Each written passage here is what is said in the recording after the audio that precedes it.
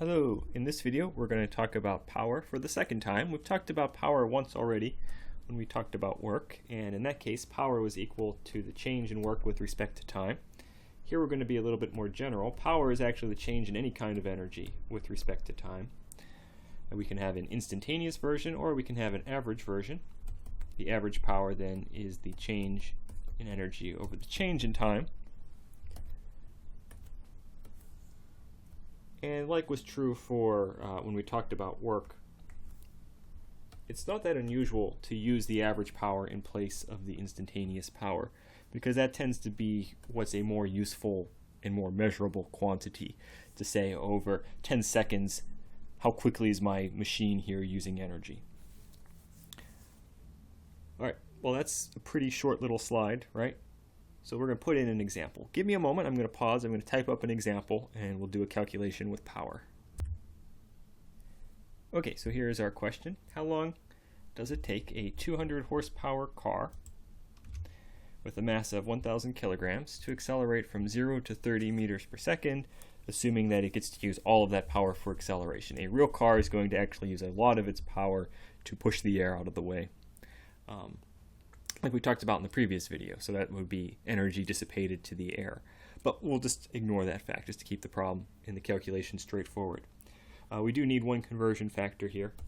1 horsepower is equal to 746 watts. It just so happens that when you buy a car, they tell you how powerful the engine is in horsepower, not watts. Well, at least in this country. 200 horsepower car is a fairly weak engine. So this is not a sports car by any means.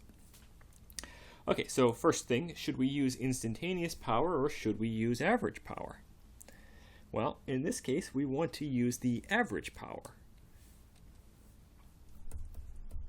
So average power is equal to the change in energy divided by the amount of time that passes. So why do we do that instead of the instantaneous power? Well, we don't have any information about the functional form of the power. That if it's, we're kind of forced into assuming that, I just realized I wrote the wrong word. We're forced into assuming that our car has a constant 200 horsepower, or it provides a constant 200 horsepower. And what that really means is it has an average of 200 horsepower. In reality, the power provided by your car is going to depend on how much the gas pedal is depressed and how fast it's going. So here we use an average.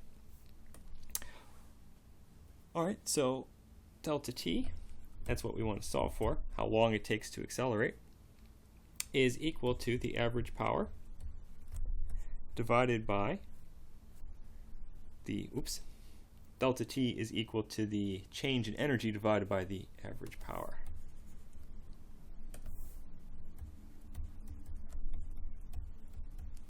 That's better. The change in energy, well, if we think about a moving car, is going to be kinetic energy. So we'll have 1/2 mv final squared minus 1/2 mv initial squared, and we'll divide that then by the average power, which is that 200 horsepower. The initial speed of our car is 0, and the final is 30. So that's going to be equal to 1/2 times the mass of our car, 1,000 kilograms, times the speed of our car, or final speed, 30 meters per second squared, divided by the average power, which is 200 horsepower, with 746 watts per horsepower. Okay, and we'll put that into a calculator, and we get about 3 seconds. So this car with a little engine can go 0 to 30 meters per second. That's 0 to 66 miles per hour in 3 seconds. Is that believable? No, probably not. So what this really means is that that was not a good assumption, that all of the power was available for acceleration. In fact, the air resistance on a car is quite significant. That's what really sets the maximum speed of a car. Why don't we drive our cars around at 1,000 miles per hour? Besides safety concerns. The reason we don't do that is because the air resistance at 1,000 miles per hour is way too high. We would be dumping all of our engine's energy into the air. Basically, that's what happens at around 100 miles per hour. The car is pretty much dumping all of its energy into the air. Think about what's the gasoline doing when you move a car at constant velocity down a road? It's pushing air out of the way. That's what all that energy is being used for. Okay, so here we see that as a number. And there's just one example of how power is useful. It's not a very difficult concept, it's really just a definition, but there are many contexts where it's not the energy that's interesting to us, but the rate that energy is used. That's why we have power. All right, I think that does it for this chapter. So I'll see you in the next chapter.